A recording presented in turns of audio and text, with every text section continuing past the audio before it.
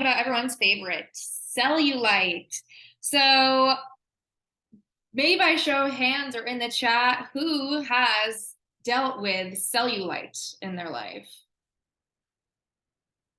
Two hands up. Hell yeah. Yeah, pretty common and not a bad thing at all. Stephanie says, duh. Yeah. Especially as women, we're a little bit more prone to having cellulite than men. But we're just going to dive into what it is, what causes it, how to get rid of it. And just to kind of like prove a point here, we all deal with it. So it's nothing to be like ashamed of or embarrassed of. It's part of having a human body. And it's one of those things that has been edited out of pictures and whatnot in magazines and everything growing up. So we have this like skewed idea that like, if you have it, it's bad, or that like a lot of people don't have it. So yeah, all right, let's get into it. Ooh. Okay, so this picture is a picture of what cellulite is, which I think is pretty interesting if you want to like screenshot it, or honestly, if you just want to like look up the formation of cellulite on Google is where I found this picture. But basically what cellulite is your fat cells getting bigger. So we never lose fat cells. It's not like you have them and then you lose them. Gaining fat is the cell of each fat cell getting bigger. And then losing fat is the cell of each fat cell getting smaller.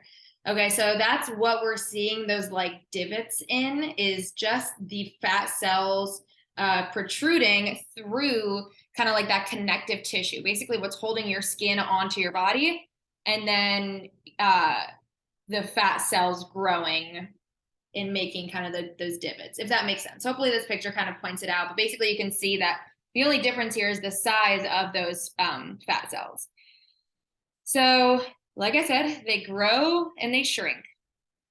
The look of cellulite comes from water being outside of the cells in the fat tissue. So if water is inside the cells, which is inside like the muscle, then we don't see the appearance of cellulite. Okay, so basically water being outside of the cells makes us see cellulite. Water being inside the cells, also known as the muscle, makes you look more toned and not have the appearance of cellulite. There is definitely a genetic component to cellulite. However, there is a genetic component to everything. So take that as you will. You know, maybe it's like, oh, damn, I'll always have cellulite because it's genetic. Or, oh, damn, I'll always have everything, I guess, because it's genetic. But we can still like form and shape our body to a preference that feels comfortable and confident. But on the same note, there are some people who can have excess body weight on them, and we don't see the appearance of cellulite as much. But just pointing that out, that yes, there is a genetic component, just like there is to everything about your body. So the only way to lose or get rid or minimize cellulite is to just lose overall body fat. The way do we do that, as we've talked about before, is just being in a caloric deficit, increasing your daily movement, and specifically strength training. Yet again, another reason why strength training would be so important is because if we are then getting the water out from the fat cells and bring it into the muscle. So again, people with more muscle on them will in turn have less cellulite. Somebody who is maybe smaller, and even if they have a low body fat percentage, but they also have a low muscular percentage, you can also see cellulite on them. Okay, so again, why building muscle is super important. But basically the overall thing is cellulite is just body fat. So to lose cellulite, you have to lose body fat. Same thing we've been doing. It's nothing special, nothing different. However, what is important here is that the more water you drink, the less watery you'll look. People refer to the term of like looking watery as kind of just like having like looser skin, or having that look of cellulite, just kind of more movement in the skin. It's kind of like a weird word to describe it, but maybe you're familiar with that look. But that is just because there is that water outside of the muscle cells, and drinking more water will prevent that. I know it sounds kind of counterintuitive. It's like, oh, well, to lose water weight and to lose that watery look, that means I should limit my water intake. It actually does the opposite. So in order to limit that cellulite look and limit the watery look, You'd want to be drinking more water. That will bring the water into the muscles and give you that more toned look rather than having that watery cellulite look. So moving forward, I know there's a lot of things out there, lotions, creams, supplements, spot reducing. Don't waste your money. Don't waste your money. It's not going to do absolutely anything. What you need to do here is follow caloric deficit, make sure that that's at a healthy range with your metabolism improving, focus on strength training, and increase your daily movement.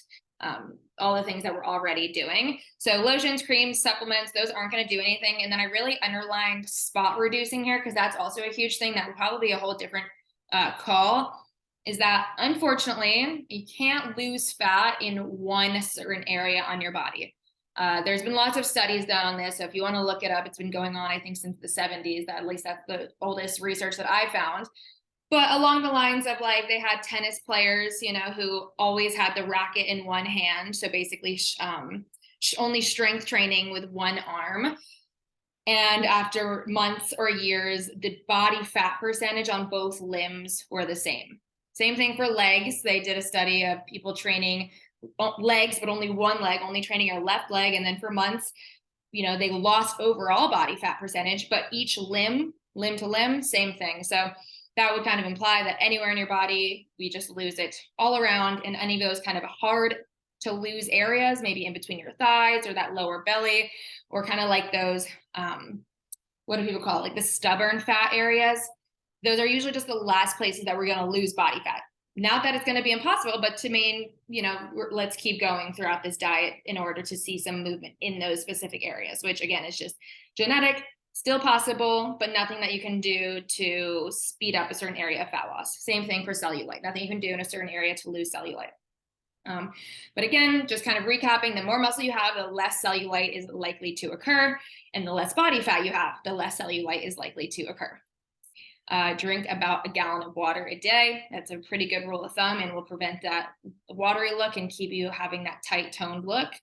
And also just really want to point out, working out from a place of self-love rather than a place of self-hate.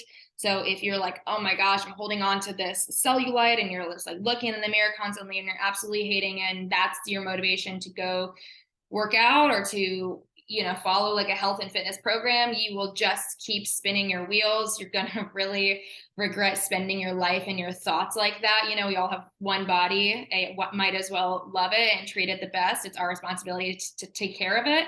And your brain is also part of that body. So make sure that that's also just being as healthy as everything else. So yeah, that's basically all I got for you guys. Nice, short and sweet, nothing too crazy now. But yeah, I would love to hear if you guys have had any kind of experience with cellulite in particular, or tried any creams, or, you know, ever wondered about kind of like spot reducing, or had any kind of experience yourself.